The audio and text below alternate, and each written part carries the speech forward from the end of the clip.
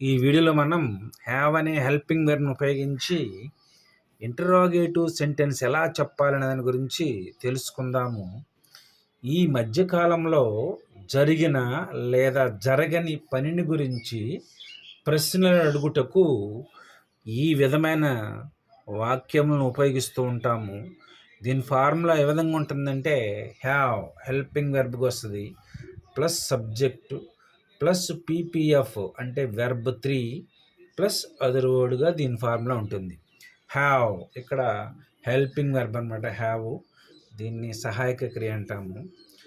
Plus subject ప్రొనౌన్స్‌గా I, we, you, they, Ram and సీతాలు ఇక్కడ వస్తాయి. ఇవి సబ్జెక్ట్స్‌గా వచ్చినప్పుడు మాత్రమే ఇక్కడ హ్యావ్ అనేది హెల్పింగ్ వెర్బ్‌గా ఉపయోగించాల్సి ఉంటుంది. ప్లస్ పీపీఎఫ్ అంటే ఫాస్ట్ పార్టిసిపుల్ ఫామ్ అంటే వెర్బ్ 3.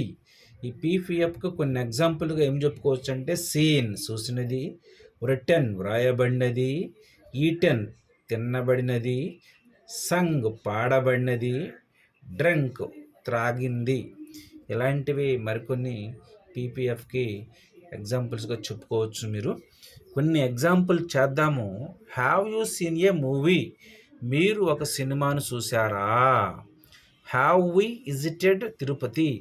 మనము తిరుపతిని దర్శించుకున్నామా? Have they written a letter? వారు ఒక ఉత్తరమును రాసినారా? ఇలాంటివి మరికొన్ని సెంటెన్సెస్ మీరు ఎగ్జాంపుల్గా ప్రాక్టీస్ చేసినట్లయితే ఈజీగా ఈ సెంటెన్స్ ఎలా రాయాలి, ఎలా చెప్పాలనే దాని గురించి తెలుసుకోగలుగుతారు. ఈ సెంటెన్స్ రాసేటప్పుడు కీవర్డ్స్గా వేటిని ఉపయోగించాలంటే recently, already, just before, just now అనే వాటిని కీవర్డ్స్గా ఉపయోగించి ఈ సెంటెన్స్ చెప్పవలసి ఉంటుంది. Thank you for watching this video.